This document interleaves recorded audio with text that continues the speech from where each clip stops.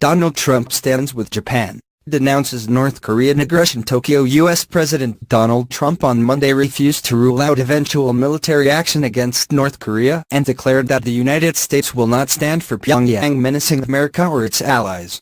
In his first stop of an extended trip in Asia, Trump stood with Japanese Prime Minister Shinzo Abe at a news conference and suggested the United States will arm Japan, much as the United States has done with allies in the Middle East such as Saudi Arabia. He did not deny reports that he has expressed frustration that Japan did not shoot down a ballistic missile North Korea recently fired over its territory.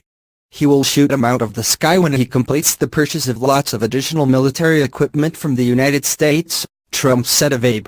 He will easily shoot them out of the sky.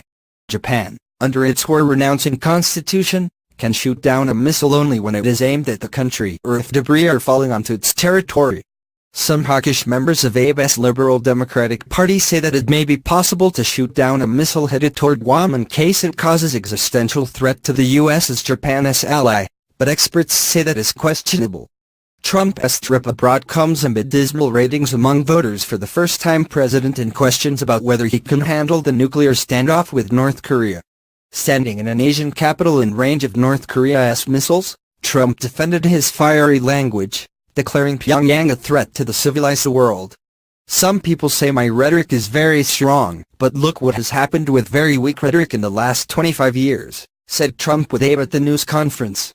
Abe, who has taken a more hawkish view on North Korea than some of his predecessors, agreed with Trump's assessment that all options are on the table when dealing with Kim Jong-un and announced new sanctions against several dozen North Korean individuals.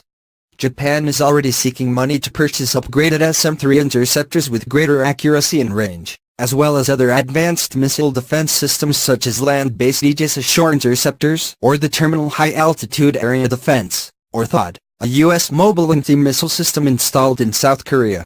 An installment of THAAD in Japan would further escalate reaction from Beijing, which has already balked at the installment of THAAD in South Korea, saying its advanced radar system can monitor deep into China.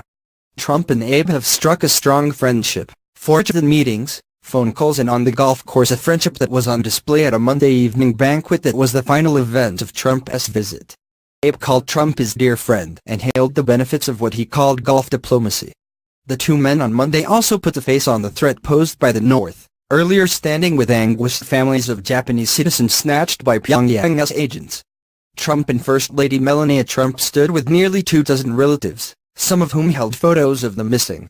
Seeking to increase pressure on North Korean leader Kim Jong-un, Trump pledged to work to return the missing to their families, saying it has a very sad number of stories that we've heard.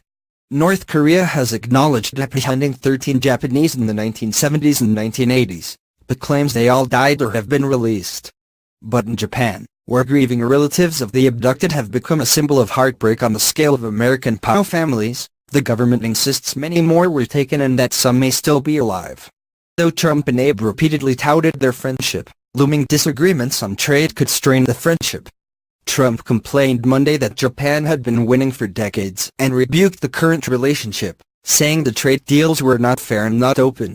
He told a group of American and Japanese business leaders, the United States was open for business, but he wanted to reshape the nation's trade relationship, though he did not say how he would cut the trade deficit with Japan, which totaled nearly $70 billion last year. He also downplayed the potentially contentious nature of the negotiations, though the Japanese government has not shown much appetite for striking a new bilateral trade agreement. Tokyo had pushed to preserve the Trans-Pacific Partnership, which Trump has abandoned. We will have more trade than anybody ever thought under TPP. That I can tell you, Trump said. He said the multinational agreement was not the right deal for the United States and that while probably some of you in this room disagree, ultimately I'll be proven to be right. Abe, for his part, publicly deflected questions about trade. Japan orchestrated a lavish formal welcome for the Trumps, complete with military honor guard and an audience with Japan's Emperor Akihito and his wife, Empress Mikiko, at the Imperial Palace.